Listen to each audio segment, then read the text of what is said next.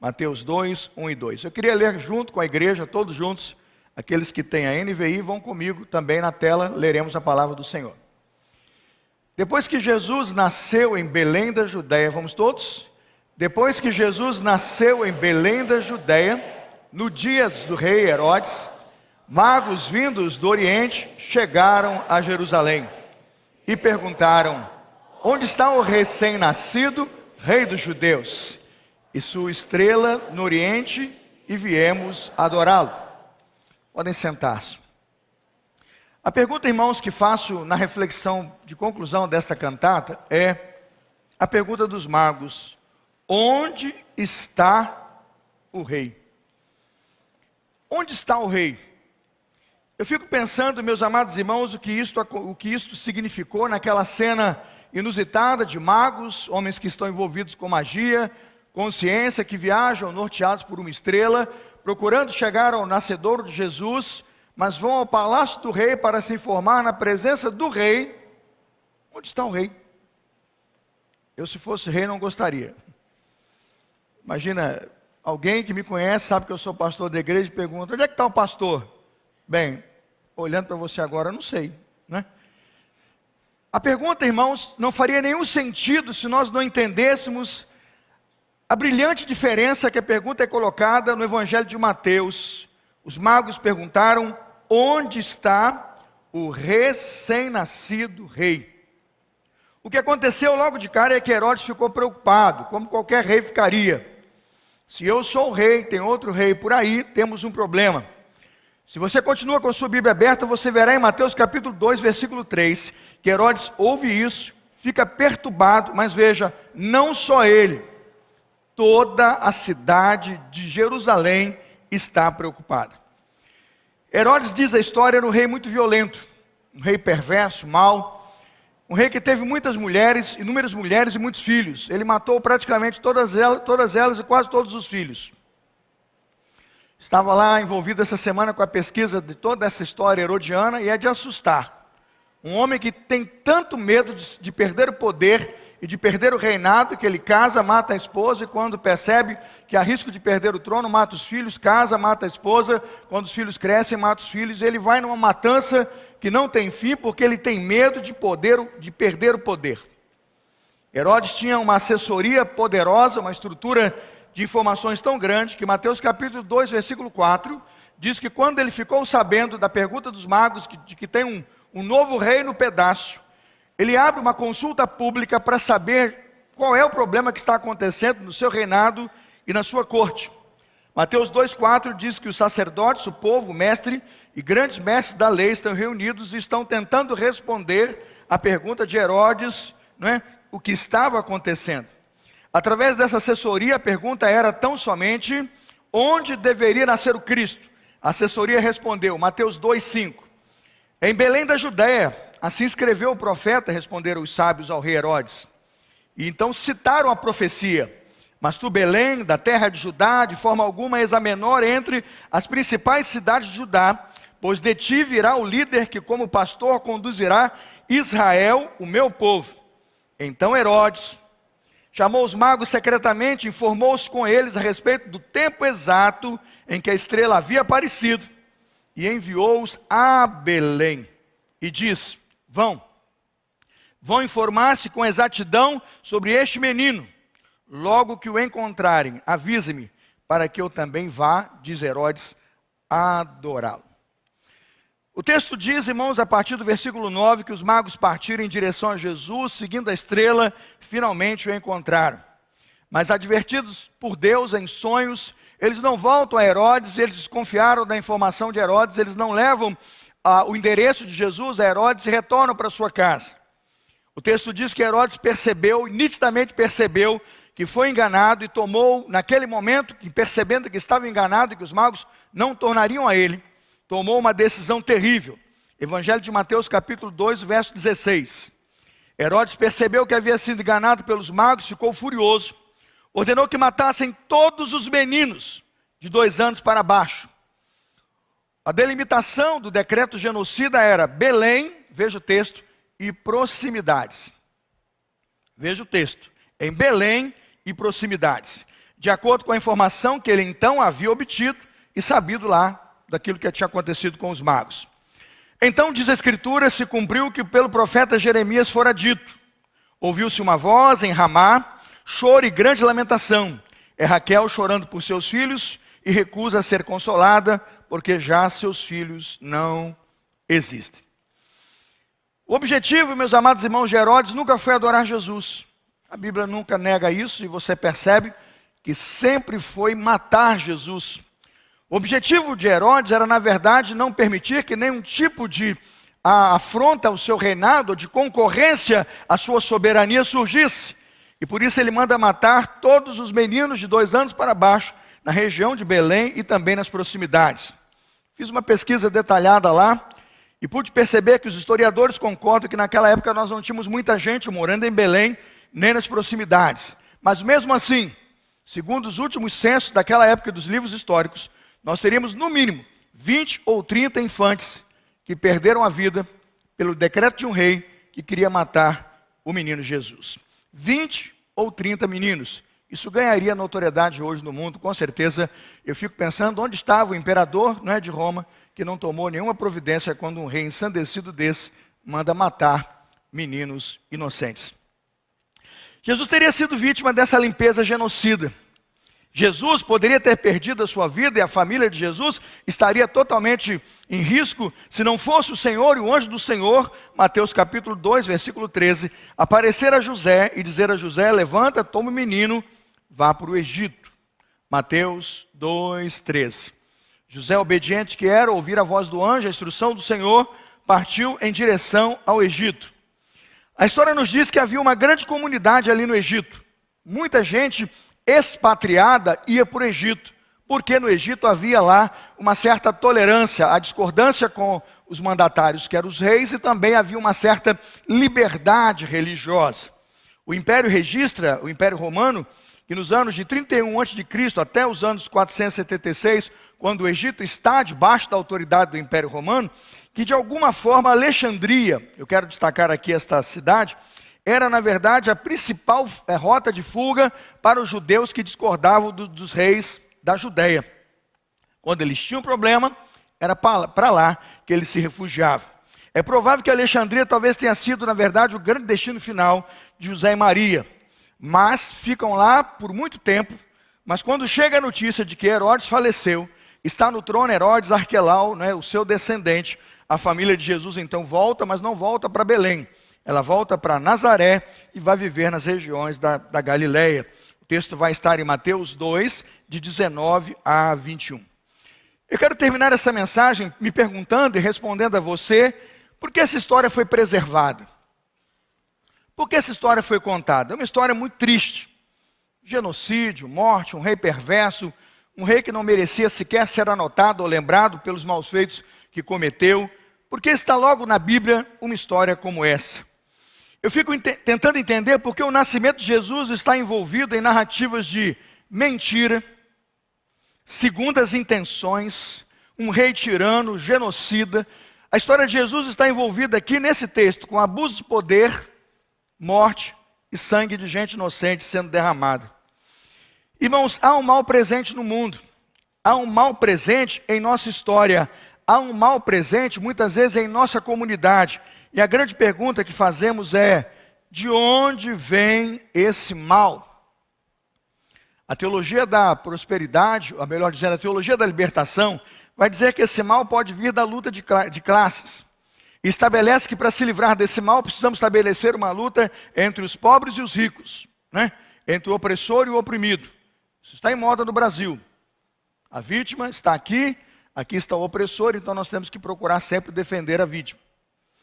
Quando olho para esse tipo de luta de classe, eu pergunto se ela vai responder à questão da origem do mal. E se o mal é, de fato, então, uma luta de classes.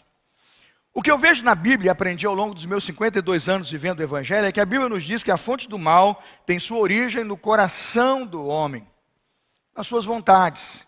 Nós temos um Deus bondoso, um Deus que nos ama, mas a Adriana disse muito bem. Deus nos deu livre arbítrio, Deus nos deu liberdade e nós temos a capacidade de tomar decisões.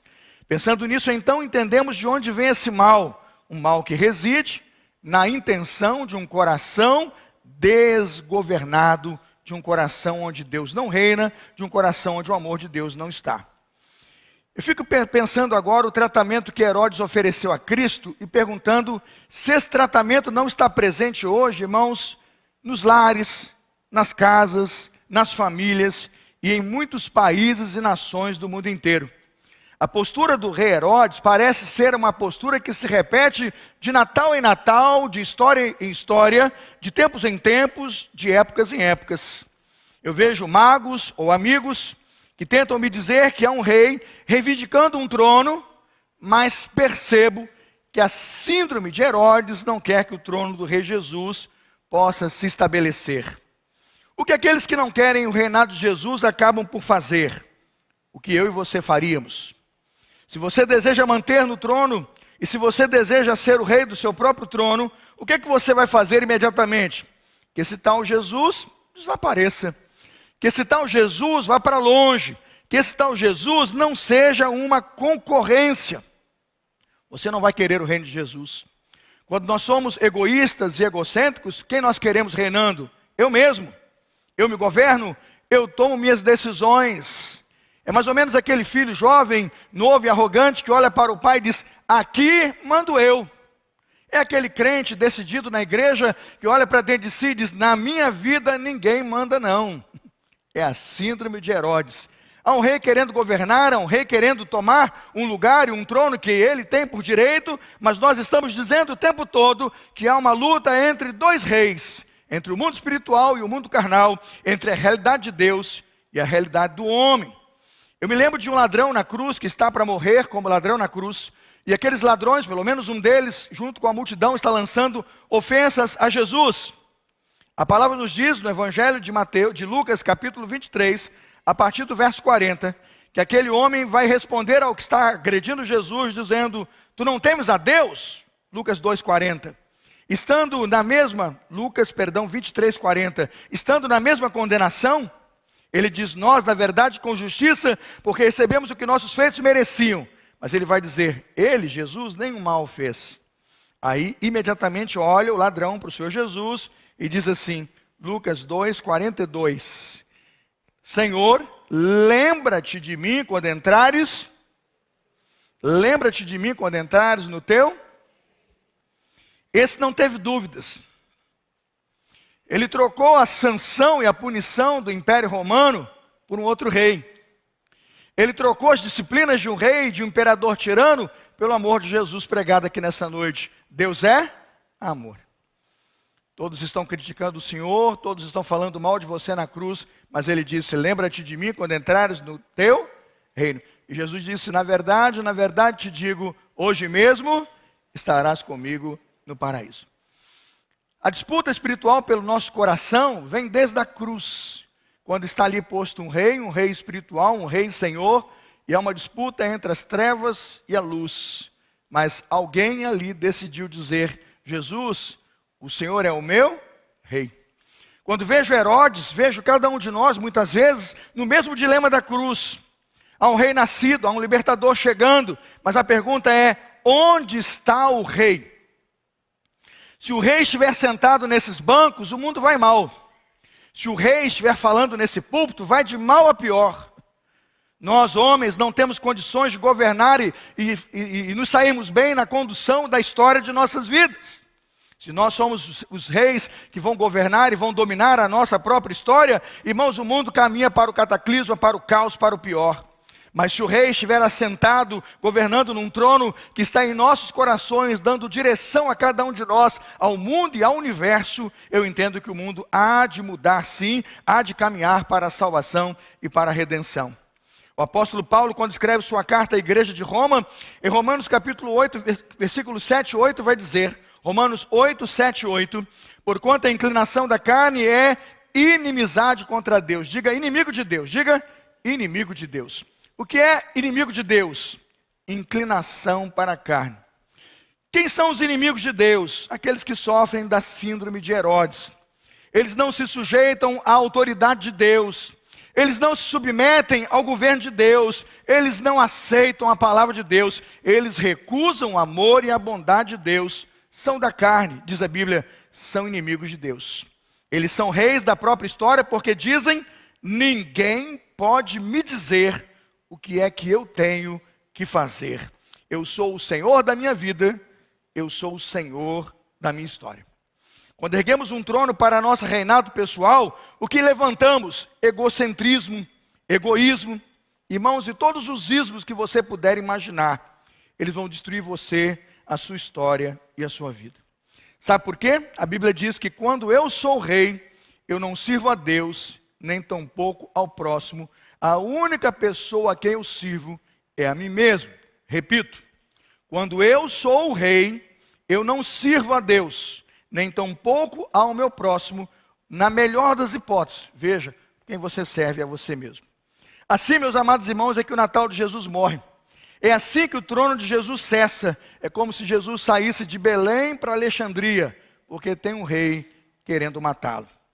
Quando essa síndrome de Herodes se estabelece, quando nós buscamos o rei com intenções espúrias, com intenções que querem destruir e destronar o rei Jesus.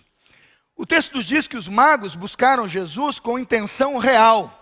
Eles encontram Jesus e ao encontrar Jesus, adoraram, trazendo ouro, incenso e mirra. Mas o texto nos diz que Herodes queria encontrar Jesus e o texto diz que ele queria adorá-lo.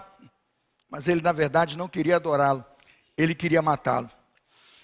O que determina a adoração dos magos e a intenção de Herodes é o que está no coração: adoração, vingança ou morte. A Bíblia diz, irmãos, Romanos 3, versículo 11, não há quem entenda, não há quem busque a Deus.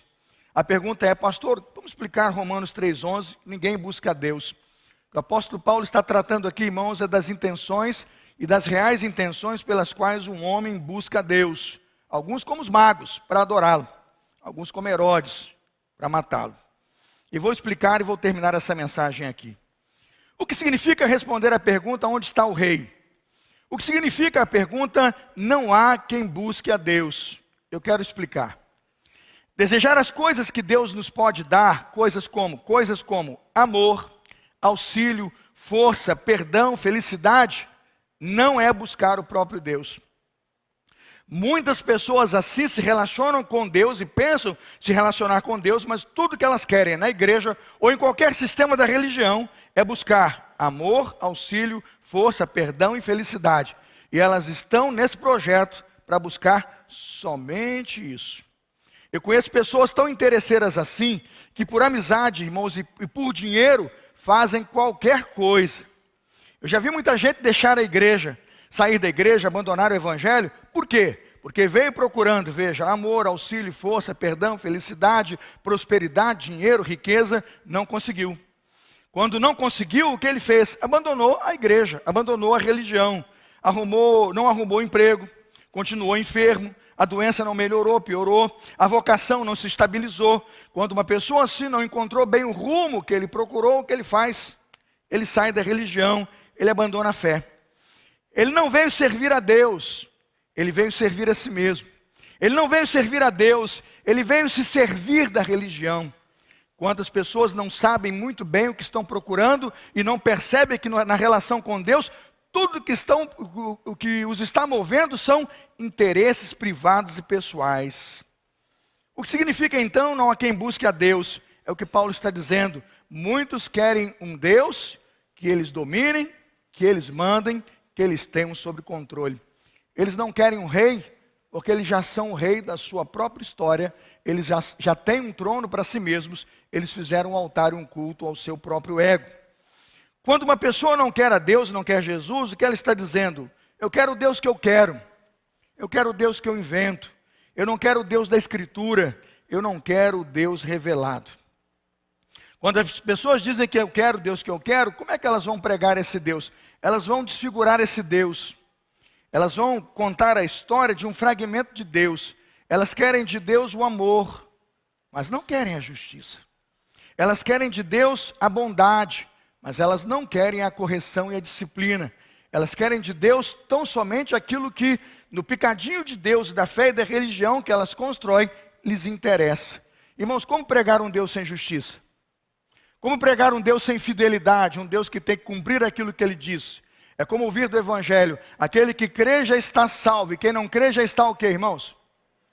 Como não pregar um Evangelho como esse?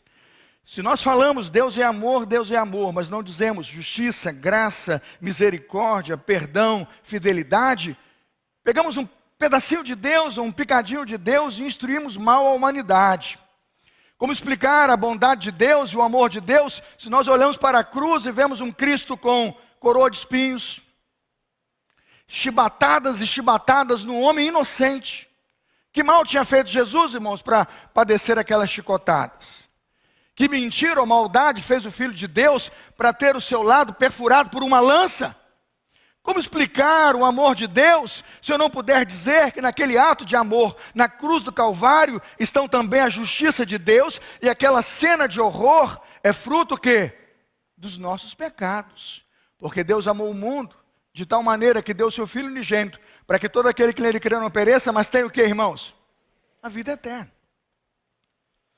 Muitos querem um rei, mas querem a coroa para si. Muitos querem um rei, mas querem um trono para sentar. Esse foi o desafio de Herodes. Tem um novo rei aí? Vou mandar matá-lo. Tem um novo rei aí? Eu quero distância. Ninguém vai tomar o meu trono, ninguém vai sentar no meu lugar. Como é que a gente pode matar o rei hoje? É fácil. Pastor Lucas, pastor Felipe, pastor Adiel, Angélica, nossos professores de EBD têm mostrado como podemos matar o rei hoje. Como podemos matar essa divindade hoje? Primeiro, você vai mudar o discurso do Deus revelado para um Deus que eu inventei. Eu vou pregar às pessoas, pastor Lucas, o Deus que eu acredito. É um Deus bonzinho, universalista, eu extirpo o inferno, não tem mais inferno, e todo mundo vai para o céu. Esse fragmento de Deus implode com a verdade do Evangelho e engana milhares e milhares de pessoas, e as leva à condenação. Porque Deus diz, aquele que crê está salvo, e quem não crê, já está condenado. Quando nós entendemos o poder do Evangelho, irmãos, sabemos como podemos firmar o Evangelho, mas quem quer fugir do Evangelho, quer um trono para si, vai fazer um picadinho, vai picar Deus aos pedacinhos e vai criar um Deus à sua própria imagem e semelhança. Como eu posso matar Deus e me afastar do trono de Deus? Eu mudo a revelação da palavra. Como é que eu faço isso? Eu encho uma igreja e digo, vamos escrever uma nova Bíblia. Vamos fundar uma nova fé. E o que a gente disser e o que a gente escrever é o que passa a valer a partir de hoje. Porque agora a terra tem um novo rei, sou eu. A Bíblia tem um novo livro, fomos nós que escrevemos e nós afundamos em cima de uma nova verdade. Vão fazer com Jesus o que Herodes fez. Vão matá-lo. Aos 2 anos de idade vão tentar matá-lo. Ou vão afastá-lo para uma terra distante, bem distante de onde eu estou. Sabe, meus amados irmãos, eu queria propor a você nessa noite, em nome de Jesus, que ouvisse o que essas irmãs cantaram, o evangelho que hoje a Adriana pregou, e tudo que aqui foi ensinado. Mas há 2 caminhos. E tudo vai depender da intenção pela qual você se relaciona com o seu Deus hoje.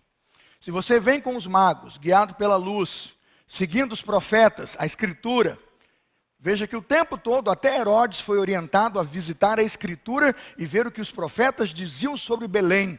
Ali estava todo o acerto. Os magos foram, encontraram a Jesus e verdadeiramente o adoraram. Mas Herodes, me diga onde ele está, eu quero adorá-lo. Ele nunca quis. Era perverso o coração do rei. Em nome de Jesus, hoje eu quero propor a você, nesse Natal, não dê um trono para Herodes, não dê um trono para você mesmo.